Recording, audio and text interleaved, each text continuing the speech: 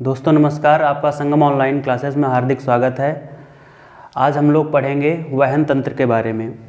इससे पहले वाली वीडियो में हमने श्वसन तंत्र के बारे में पढ़ रखा है। वहन तंत्र क्यों ज़रूरी होता है? क्योंकि जो हमारे शरीर में जो उत्सर्जी पदार्थ हैं और पौष्टिक पदार्थ हैं, उनको एक स्थान से दूसरे स्थान तक ले जाने के लिए वहन जो है ज़रूरी होता है। तो अगर वहन नहीं होगा तो अगर हमने जो चीज़ खाई है या जो हमको पौष्टिक तत्व मिले हैं वो हमारे अंगों तक नहीं पहुंचेंगे तो हमारे अंग कार्य करना बंद कर देंगे। इस वजह से वहन होना ज़रूरी है। अब जब कोई चीज़ बहती है तो किसी एक उसके लिए एक माध्यम की ज़रूरत होती है। जैसे तुम्हारे घर में टंकी का पानी आता है या गैस आती है, तो वो सब एक सिस्टम टंकी है, वहाँ से नीचे पानी उतरता है, फिर तुम्हारे घर तक आता है, तो सबके लिए एक सिस्टम होता है। तो ऐसे ही सिस्टम हमारे शरीर के अंदर भी लगा हुआ है जो प्रॉपर रूप से कार्य करता है और हम लोग आसानी से अपना जीवन जी पा रहे हैं। ठीक है, आज थोड़ा वहन के बारे में पढ़ते हैं। वहन तंत्र शरीर के अंदर पोषक पदार्थों, उत्सर्जी पदार्थों, गैसों का एक अंग से दूसरे अंग तक आदान प्रदान वहन कहलाता है। मतलब है कि हमारे शरीर के अंदर जो भी पोषक पदार्थ हैं, प्रोटीन, कार्बोहाइड्रेट और वसा, विटामिन्स, इन सब का जो है परिवहन एक स्थान से दूसरे स्थान तक वहन कहलाता है। तो जो छोटे जीव होते हैं, छोटे जीवों में विसरण की क्रिया के माध्यम से ही परिवहन हो जाता है। यानी कि उनका शरीर इतना बड़ा होता नहीं है जितना बड़ा हम लोगों का शरीर होता है। स्तनधारी हुए, पक्षी हुए, जो बड़े जीव जंतु हैं, उनके शरीर में विकसित परिवहन तंत्र पाया जाता है। लेकिन जो छोटे जीव होते हैं उनका विकसित परिवहन तंत्र नहीं होता है। उनमें विसरण की क्रिया के माध्यम से गैसें, उत्सर्जी पदार्थ और पौष्टिक पदार्थ आते जाते रहते हैं। लेकिन हमारे अंदर जो पदार्थ को परिवहन होता है उसके लिए पूरे एक सिस्टम की ज़रूरत पड़ती है। उस सिस्टम का नाम है वहन तंत्र। तो बड़े जीवों में एक विकसित परिवहन तंत्र पाया जाता है। मानव में वहन, हम लोग को इस चैप्टर में हमें पौधों एवं मनुष्यों में परिवहन पढ़ना है। तो पौधों में परिवहन को बाद में पढ़ेंगे। यहाँ पर हम लोग पहले मनुष्यों में परिवहन में पढ़ेंगे। तो मनुष्यों में परिवहन के लिए दो प्रकार के वहन तंत्र पाए जाते हैं। कौन कौन से? रुधिर परिसंचरण तंत्र और रुधिर परिसंचरण तंत्र और लसिका तंत्र। ब्लड सर्कुलेशन सिस्टम, इसको क्या कहते हैं? Blood circulation system.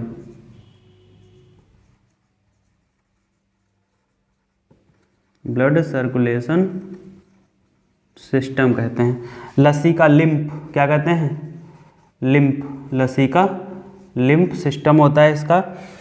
तो इन रुधिर परिसंचरण तंत्र और लसिका तंत्र के माध्यम से रुधिर का जो है पौष्टिक पदार्थों का परिवहन होता है। तो रुधिर परिसंचरण तंत्र की खोज कौन से वैज्ञानिक ने करी थी? विलियम हार्वे ने की थी। रुधिर परिसंचरण तंत्र की खोज विलियम हार्वे ने की थी। रुधिर परिसंचरण तंत्र को बांटा गया है 3 भागों में: रुधिर, हृदय और रुधिर वाहिकाओं में। तो रुधिर जो यहाँ पर हम लोग पढ़ेंगे ब्लड के बारे में। तो ब्लड जो होता है वो एक तरल संयोजी ऊतक होता है। ये लाल रंग का होता है और इसका पीएच मान 7.4 होता है, तो इसलिए ये क्षार है। जिसका पीएच मान 7 से कम होता है वो अम्ल होता है, जिसका 7 होता है वो न्यूट्रल होता है, यानी उदासीन होता है। तो हमारा रक्त कैसा होता है? क्षारीय प्रकृति का होता है और एक तरल संयोजी ऊतक होता है। तरल संयोजी ऊतक का मतलब ये ऊतक ऐसा होता है जो पूरे शरीर को जोड़े रखता है। यानी कि कोई भी अगर पूरे शरीर को जोड़ने का कार्य करता है वो रक्त ही करता है, यानी संयोजी ऊतक होता है। रुधिर का संगठन, यानी कि हमारा रक्त किन किन चीज़ों से मिलकर बना होता है। तो रुधिर जो है हमारा शरीर, इसके 2 भाग होते हैं। कौन कौन से 2 भाग होते हैं? इसके 2 भाग होते हैं। एक भाग तरल होता है, तरल, और दूसरा भाग ठोस होता है। ठीक है, 2 भाग होते हैं। एक भाग तरल होता है, दूसरा भाग ठोस होता है। तो तरल भाग को हम लोग प्लाज्मा कहते हैं और ठोस भाग को रुधिर कणिकाएं कहा जाता है। ठोस भाग को रुधिर कणिकाएं कहा जाता है। जैसे या हम लोग कोई चीज़ बनाते हैं, जैसे चाय है या कोई चीज़ बनाते हैं, तो उसमें जो तरल होता है वो दूध होता है, बाकी उसके ऊपर से जो मसाला डालते हैं, चाय डालते हैं, अदरक डालते हैं, वो चीज़ें, ये चीज़ मान लो और इसको ये मान लो, या शरबत मान लो, कुछ भी। ये ठोस भाग चीनी हो गई, रूअफ़ज़ा हो गया और इधर पानी हो गया। तो इसमें जो है ठोस भाग को रुधिर कणिकाएँ कहा जाता है और जो तरल भाग होता है उसको प्लाज्मा कहता है। रुधिर का तरल भाग प्लाज्मा होता है, रुधिर का ठोस भाग रुधिर कणिकाएँ होती हैं। तो प्लाज्मा के बारे में पढ़ लेते हैं। प्लाज्मा एक हल्के पीले रंग का गाढ़ा तरल पदार्थ होता है। इससे रक्त का यानी रुधिर का 55% भाग बन जाता है, यानी कि रक्त का 55% भाग प्लाज्मा होता है और रुधिर कणिकाएँ लगभग 45% भाग बनाती हैं।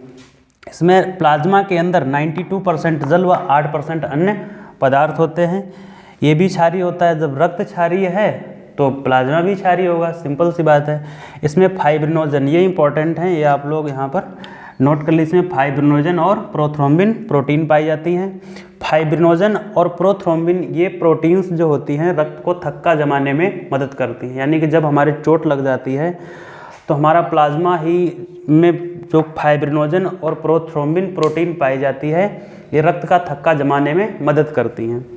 और इसके अलावा इसमें एक एंटी कोगुलेंट एजेंट पाया जाता है, यानी कि ये रक्त बाहर जाकर जम जाए लेकिन रक्त कोशिकाओं के या नसों के अंदर ना जमे, तो उसको रोकने के लिए हिपैरिन नामक जो है प्रोटीन या प्रतिजामक जो भी पाया जाता है। हिपैरिन जो है ये ब्लड के संपर्क में आते ही इनएक्टिव हो जाता है, जिससे मतलब अंदर रहता है तब तो एक्टिव रहता है, यानी ब्लड को जमने से रोके रहता है। जैसे ही बाहर आ जाता है इसकी डेथ हो जाती है, यानी कि ये काम करना बंद कर देता है। अब समझते हैं सीरम क्या होता है।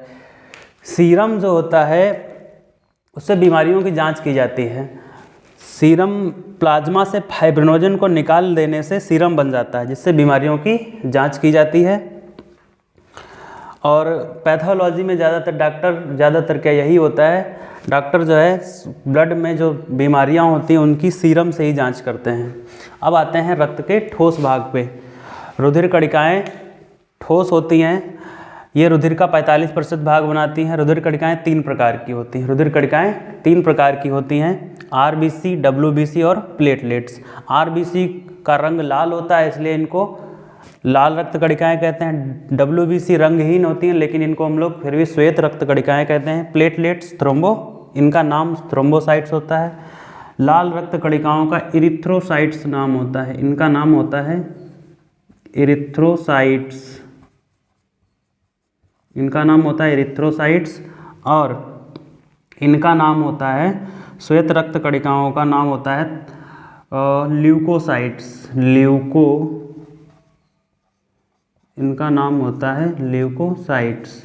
ठीक, जब भी कहीं बायोलॉजी में ल्यूको लगा मिल जाए, यानी कि वहाँ पर रंगहीन की बात हो रही है। ठीक है, अब हम लोग पढ़ेंगे आरबीसी, डब्ल्यूबीसी और प्लेटलेट्स के बारे में। अब हम यहाँ पे समझते हैं श्वेत रक्त कणिकाओं के बारे में, लाल रक्त कणिकाओं के बारे में और प्लेटलेट्स के बारे में। ये 3 जो है रक्त का ठोस भाग में होती हैं, इनको समझते हैं। लाल रक्त कणिकाएँ, इनका जो नाम होता है रेड ब्लड कार्पोसेल्स होता है, और इनको जो अगर साइंटिफिक लैंग्वेज में कहा जाता है तो इसका नाम इरिथ्रोसाइट्स होता है। इनकी आकृति जो होती है वो उभयावतल होती है, मतलब ऊपर से भी अवतल और नीचे से भी अवतल, ऊपर से भी झुकी हुई और नीचे से भी अंदर की ओर झुकी हुई। तो इसको एक तरीके से तस्तरी, जो दोनों तरफ से अंदर की ओर झुकी हुई होती है, उसको तस्तरी नुमा इसकी आकृति होती है। दूसरी बात, इनका रंग कैसा होता है, तो आरबीसी का नाम ही है लाल रक्त कणिकाएँ, तो इनका रंग लाल होता है। लाल होने की वजह से इसमें हीमोग्लोबिन, इनमें जो है लाल किस वजह से होती हैं, क्योंकि इनमें हीमोग्लोबिन नामक एक पदार्थ पाया जाता है जिसमें आयरन होता है। तो आयरन की प्रकृति वैसे भी लाल कलर की होती है, इस वजह से इनका रंग लाल होता है। हीमोग्लोबिन, यानी कि हीमोग्लोबिन की मात्रा मनुष्य में कितनी होनी आवश्यक है, यानी कि स्वस्थ मनुष्य के स्वस्थ होने के लिए हीमोग्लोबिन उसके अंदर कितनी मात्रा में होना आवश्यक है, तो 12 से 18 ग्राम ये WHO ने माना हुआ है। 12 से 18 ग्राम ये WHO ने माना हुआ है। और इंडिया में 12 से 18 ग्राम प्रति 100 ml, यानी कि 100 ml की बोतल में 12 से 18 ग्राम का होना चाहिए। इंडिया में ये हीमोग्लोबिन का लेवल 15 ग्राम है और महिलाओं में ये लेवल 12 से 14 ग्राम पर 100 ml हो सकता है, ठीक, पर 100 ml माना जाएगा, ठीक। उनमें इतना तक साधारण नॉर्मल होता है, अगर इससे कम है तो उनको कोई ना कोई एनीमिया जैसी बीमारी हो जाती है। इसको हीमोग्लोबिन की कमी से रक्ताल्पता या एनीमिया बीमारी हो जाती है। यह इनमें केंद्रक अनुपस्थित होता है, इनमें केंद्रक अनुपस्थित होता है। जितने भी स्तनधारी होते हैं उनमें केंद्रक अनुपस्थित होता है, केवल 2 को, ऊँट एवं लामा को छोड़ करके। ऊँट ये तो अपने यहाँ पाया जाता है, लेकिन लामा भी ये छोटे छोटे कद का ऊँट होता है जो अमेरिका में पाया जाता है और इसकी इसकी त्वचा से ऊन की प्राप्ति की जाती है। तो इनके और लामा और ऊँट की आरबीसी में केंद्रक पाया जाता है। केंद्रक का मतलब है इसमें मतलब जो जनन द्रव्य वो नहीं होता है, ठीक है। इसका केंद्रक का सीधा मतलब जनन द्रव्य से होता है, मतलब इसमें क्रोमोसोम ये सब नहीं पाए जाते हैं। केंद्रक अनुपस्थित होता है। संख्या, इनकी संख्या कितनी होती है? 45 लाख पर मिलीमीटर क्यूब। 1 मिलीमीटर का मतलब है बहुत छोटा, इतनी सी जगह में 45 लाख होती हैं ये। 50 लाख पर mm क्यूब, यानी कि 45 लाख महिलाओं में होती हैं और 50 लाख पुरुषों में होती हैं। महिलाओं में 5 लाख कम होती हैं। आरबीसी की संख्या महिलाओं में पुरुषों की अपेक्षा 5 लाख कम होती है। और आरबीसी का निर्माण स्थल, आरबीसी का निर्माण कहाँ होता है? जब जो बच्चा होता है वो भ्रूण अवस्था में होता है, यानी गर्भ के अंदर होता है, तो यकृत में आरबीसी का निर्माण होता है। और जब वो बच्चा हो जाता है, उसके बाद में वयस्क हो जाता है, तब उसमें अस्थि मज्जा यानी कि बोन मैरो में होता है। अस्थि मज्जा जैसे कोई हड्डी होती है और हड्डी को बीच से ऐसे ऐसे काट देने से उसके बीच में जो चॉकलेट टाइप की निकलती है वो अस्थि मज्जा ही होती है, उसी को अस्थि मज्जा कहते हैं। जीवन अवधि, इनकी जीवन अवधि 120 दिन की होती है और इनमें स्वयं का केंद्रक ना होने के कारण ये नष्ट नहीं हो पाती हैं। तो इसलिए नष्ट होने के लिए एक विशेष अंग में जाती हैं जिसको प्लीहा कहते हैं। प्लीहा हमारे पेट में इस तरफ स्थित होता है, इसलिए इसको स्प्लीन को, इसमें ये ख़त्म होने के लिए आरबीसी पहुंचती हैं स्प्लीन में, तो आरबीसी की कब्रगाह भी इनको कहा जाता है। अब हम आते हैं डब्ल्यूबीसी पर। डब्ल्यूबीसी श्वेत रक्त कणिकाएँ होती हैं, इनका नाम ल्यूकोसाइट्स होता है।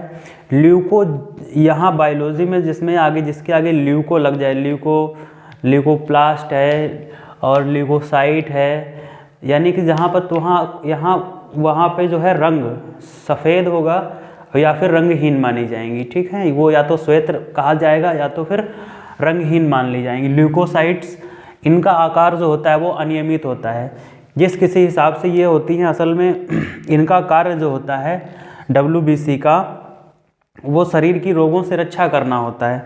जब ये शरीर की रोगों से रक्षा करती हैं तो इनको अपना आकार बदलते रहना पड़ता है। इस वजह से श्वेत रक्त कणिकाओं का कोई निश्चित आकार नहीं होता है, ये रंगहीन होती हैं। केंद्रक उपस्थित होता है, मतलब इनमें जनन द्रव्य पाया जाता है, यानी कि जिससे जनन द्रव्य पाया जाता है, और या जिससे हम लोग डीएनए की जांच कर सकते हैं, वो द्रव्य इसके अंदर पाया जाता है, वो केंद्रक में उपस्थित होता है। इनकी संख्या 5 से 11,000 पर मिलीमीटर क्यूब होती है, यानी कि एक छोटे से पॉइंट में इतने में 5 से 11,000 होती है इनकी संख्या। फिर आते हैं डब्ल्यूबीसी के टाइप पर आते हैं। तो डब्ल्यूबीसी देखो कई प्रकार की होती हैं। जैसे हमारे ग्रुप में कई प्रकार के लोग होते हैं, कुछ लोग ग्रुप को बचाते हैं, कुछ लोग ग्रुप में मतलब डेवलपमेंट का काम करते हैं, कुछ लोग ग्रुप को बाहरी आघातों से बचाते हैं। तो ऐसे ये ग्रुप में कार्य करती हैं। डब्ल्यूबीसी ग्रुप में कार्य करने के लिए 2 तरीके में बटी होती हैं, कणिकामय और कणिका विहीन। मतलब इनमें कण पाए जाते हैं, इनमें कणिका विहीन। क्यों? क्योंकि ये लसिका ग्रंथियों के द्वारा बनाई जाती हैं। कणिका विहीन जो डब्ल्यूबीसी हैं वो लसिका ग्रंथियों के द्वारा बनाई जाती हैं, और कणिकामय जो डब्ल्यूबीसी हैं वो अस्थि मज्जा के द्वारा बनाई जाती हैं। कणिकामय के नाम है इयोसिनोफिल्स, बेसोफिल्स, न्यूट्रोफिल्स। ये 3 होती हैं, ये कणिकामय होती हैं, ये अस्थि मज्जा में बनती हैं। ये तरल भाग में होती हैं, ये ठोस में होती हैं। इयोसिनोफिल्स, बेसोफिल्स, न्यूट्रोफिल्स, इनकी जीवन अवधि कुछ घंटे की होती है, इनकी जीवन अवधि कुछ घंटे की होती है। डब्ल्यूबीसी कि जो कणिका विहीन वाली जो पार्ट हैं उनमें आती है लिम्फोसाइट और मोनोसाइट। यही दो हमारे लिए एंटीबॉडी का निर्माण करती हैं, यानी कि रोगों से लड़ने में मेन जो भूमिका होती है वो लिम्फोसाइट और मोनोसाइट की होती है। लिम्फोसाइट जो होती है वो सबसे बड़ी नहीं होती है, लिम्फोसाइट वो सबसे छोटी होती है, मोनोसाइट जो होती है वो सबसे बड़ी होती है। लिम्फोसाइट सबसे छोटी और सबसे बड़ी WBC, ये भी WBC।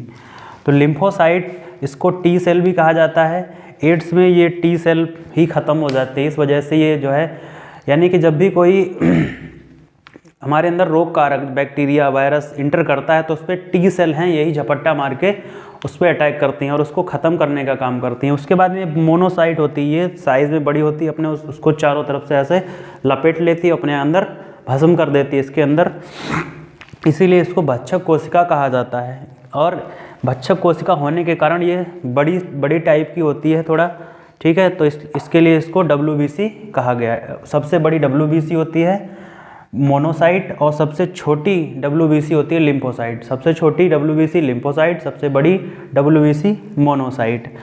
इनकी जो होती है जीवन अवधि कुछ महीने की होती है। अब आते हैं प्लेटलेट्स पर। प्लेटलेट्स का नाम होता है थ्रोम्बोसाइट्स।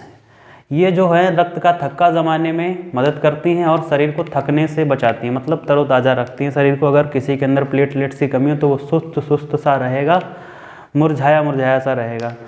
और जिसके अंदर फुल है वो तो मतलब कूदता हिरन की तरह बिल्कुल कूदता घूमेगा। थ्रोम्बोसाइट्स, इनका आकार जो होता है वो गोल डिस्क के आकार का होता है, मतलब गोल और डिस्क के आकार का, मतलब बीच में थोड़ा खाली होंगी, आसपास भरी होंगी। रंगहीन, इनमें कोई रंग तो होता है नहीं, केंद्रक भी अनुपस्थित होता है। मेन चीज़ संख्या इनकी पूछी जाती है, ये इंपॉर्टेंट है संख्या। इनकी संख्या 1.5 से 4.5 लाख होती है। 1.5 लाख से 4.5 लाख, यानी कि बहुत ज़्यादा, ठीक है। 1.5 लाख से 4.5 लाख, लेकिन इससे तो कम ही होती हैं। 45 लाख से 50 लाख। अस्थि मज्जा, ये इसकी संख्या कितनी होती है? 1.5 लाख से 4.5 लाख पर mm³, यानी एक छोटे से पॉइंट में इतने में ये 1.5 से 4.5 लाख होती हैं। जब किसी को डेंगू हो जाता है तो इनकी संख्या गिर जाती है, यानी इनकी संख्या 1.5 लाख के ऊपर है, तब तो डेंगू को रिकवरी करने में आसानी रहती है। लेकिन अगर इनकी संख्या कम हो जाती है तो डेंगू के लक्षण माने जाते हैं। और इनका निर्माण अस्थि मज्जा के अंदर होता है। तो हमने यहाँ पर रुधिर और मतलब रक्त परिसंचरण तंत्र का रुधिर जो है वो पार्ट पढ़ लिया है। इसके बाद हृदय और रुधिर वाहिकाएँ हम ब्लड के सेकंड पार्ट में पढ़ेंगे, रुधिर परिसंचरण तंत्र के सेकंड पार्ट में पढ़ेंगे, ठीक है। आप जो है इसको नोट कर लीजिए और मिलेंगे अगली वीडियो में। तब तक के लिए जय हिंद। पढ़ते रहिए आप सभी लोग।